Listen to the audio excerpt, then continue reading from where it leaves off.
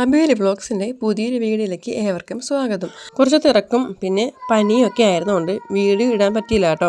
അപ്പോൾ ഇത് എൻ്റെ അഭിമോളുടെ ബർത്ത്ഡേ മുതലുള്ളതും പിന്നെ നമ്മുടെ ഈ ക്രിസ്മസ് വരെയുള്ള വീഡിയോസാണ് കാണിക്കുന്നത് കേട്ടോ. എല്ലാം കൂടെ ഒറ്റ വീഡിയോയിൽ ഉൾപ്പെടുത്തിയേക്കുന്നതാണ്.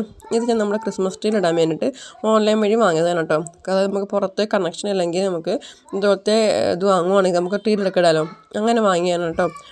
ഇപ്പോൾ ലാസ്റ്റ് ഞാൻ ഇട്ട വീഡിയോൻ്റെ മുമ്പുള്ളതും അതിന് ശേഷമുള്ള കാര്യങ്ങളൊക്കെയാണ് ഇന്നത്തെ വീഡിയോയിൽ കേട്ടോ. ഇത് 14-ാം തീയതി ഞായറാഴ്ചത്തെയാണ് കേട്ടോ. രാവിലെ പള്ളിയിലൊക്കെ പോയിട്ട് വന്നിട്ട് മീൻ കറിയൊക്കെ വെച്ചിട്ടോ. പിന്നെ ക്യാബേജ് തോരനുണ്ടായിരുന്നു. പിന്നെ അഭിമോക്ക് മുട്ട ചിക്കത് വേണമെന്ന് പറഞ്ഞിട്ട് മുട്ട ചിക്കട്ടോ.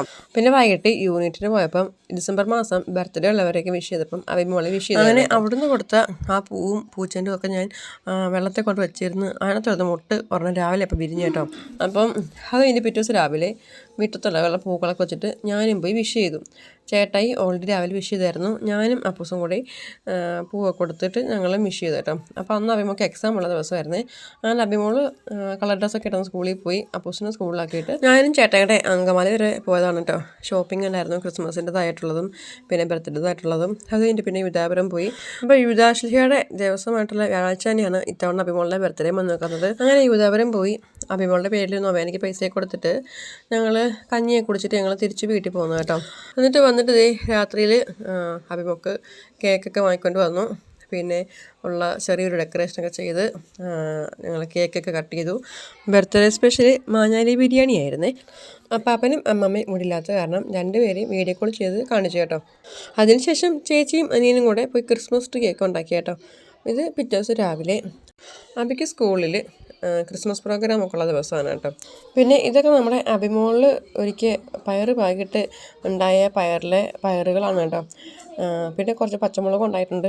പിന്നെ ഇത് നമുക്ക് ഒരു കപ്പ കിട്ടി ചെണ്ടൻ പുഴുങ്ങി അതും കഴിച്ചു. പിന്നെ ഇത് കുറച്ച് ചിക്കൻ വാങ്ങിയിട്ടുണ്ട്. പിന്നെ ഉച്ചക്കത്തേക്ക് തക്കാളി ചട്നിയും ചിക്കൻ ഫ്രൈയും മോരുകറിയായിരുന്നു കേട്ടോ. ഇത് ക്രിസ്മസിൻ്റെ തലേന്ന് രാത്രിയിലുള്ളതാണ് കേട്ടോ. ക്രിസ്മസിന് തലേന്നാണ് നമുക്കിവിടെ കരോളും ഉണ്ണിയൊക്കെ വരുന്നത്. അങ്ങനെ നമ്മുടെ വീട്ടിൽ ഉണ്ണിയൊക്കെ വന്നതിന് ശേഷം കരകളും കാര്യങ്ങളൊക്കെ കഴിഞ്ഞു. ലാസ്റ്റ് സംഗമം നമ്മുടെ വീടിനടുത്ത് ഞാൻ വീട്ടിലായിരുന്നു. അങ്ങനെ സംഗമവും കലാശക്കൂട്ടും ഡാൻസും തകർപ്പും തിമർപ്പും എല്ലാം കഴിഞ്ഞ് രാത്രിയിൽ പള്ളിയിലൊക്കെ പോയി. എന്നിട്ട് പിറ്റേന്ന് രാവിലെ നമുക്ക് അപ്പവും മുട്ടക്കറിയായിരുന്നു കേട്ടോ. പിന്നെ ഉച്ചക്കത്തേക്ക് ക്രിസ്മസ് സ്പെഷ്യൽ എന്ന് പറയുന്നത് മോര് കറിയും പിന്നെ പയർ തോരന്, പോർക്ക് ഫ്രൈ, പിന്നെ ബീഫ് കറി, മീൻ കറി ഇതൊക്കെയായിരുന്നു കേട്ടോ.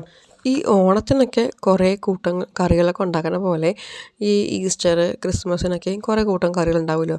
അപ്പോൾ കുറേ നമുക്ക് ബാക്കിയും വരും. കാരണം നമ്മളെല്ലാം ഒന്നിച്ച് കഴിക്കത്തുമില്ല. അങ്ങനത്തെ പപ്പയും അപ്പൂസും അബി ചേട്ടൻ ഞാനും എല്ലാവരും ഇരുന്നുകൊണ്ട് ഫുഡൊക്കെ കഴിച്ചു. അപ്പൂസ് അവിടെ നടന്നുകൊണ്ടാണ് കഴിച്ചുകൊണ്ടിരിക്കുന്നത്. അങ്ങനെ ഉച്ചഭക്ഷണമൊക്കെ കഴിഞ്ഞു. ഇത് പിറ്റേന്ന് രാവിലെ ഉള്ളതാണ് കേട്ടോ.